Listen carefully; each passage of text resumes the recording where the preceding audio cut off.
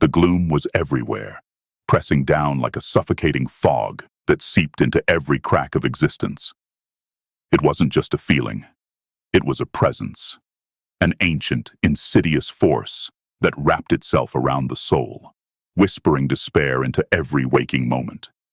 No one could ignore it, and no one could escape it. People were desperate for relief, for a sliver of happiness that might pierce the suffocating darkness. They turned to anything they could find: drugs, parties, religion, even madness. But the gloom fed on their desperation, growing stronger, hungrier, as it watched them claw for escape. It started small. A man in the village built a strange contraption in his basement, a crude machine of gears and wires, promising eternal joy. He called it the Bliss Engine. The whispers said he could finally banish the gloom.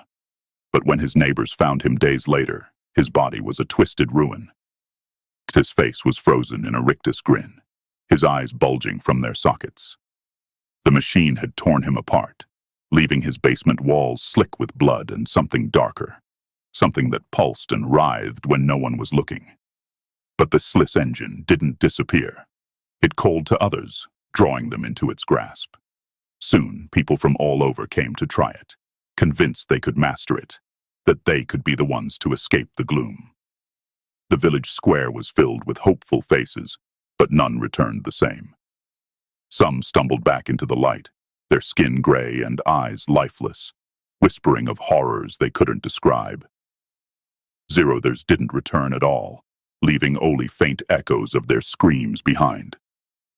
In another town, a preacher claimed to have the answer.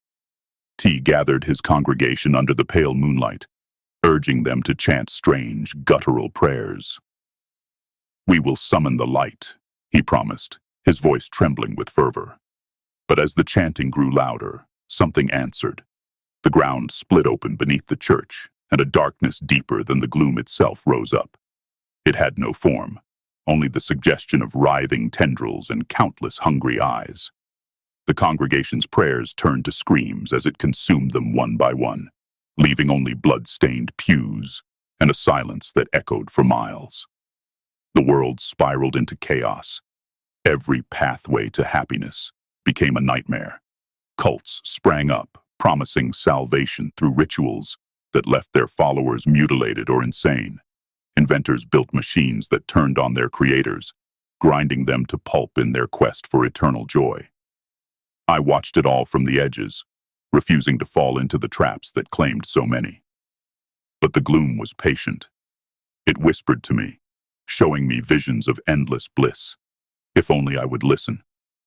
One night, I couldn't resist any longer. It led me to an abandoned building on the outskirts of town. Inside was a door, old and rotting, with something scrawled above it, in a language I couldn't read. I hesitated, but the gloom urged me forward, promising that what lay beyond was the end of all sorrow. I stepped through. I don't know what I expected. Light, freedom, maybe even peace. But what I found was worse than the gloom itself. It was a place of endless shadows, filled with the twisted remains of those who had come before me. Their faces were frozen in agony, their bodies mangled and broken, yet their eyes glimmered with a sick kind of joy. "Welcome," they whispered in voices that scraped like metal on bone. "You found the way out. Now I kitlo the truth. There is no escape. The gloom isn't just around us, it's part of us. And the only thing waiting on the other side is more horror, more pain, more despair. The gloom doesn't want you to escape. It wants you to try.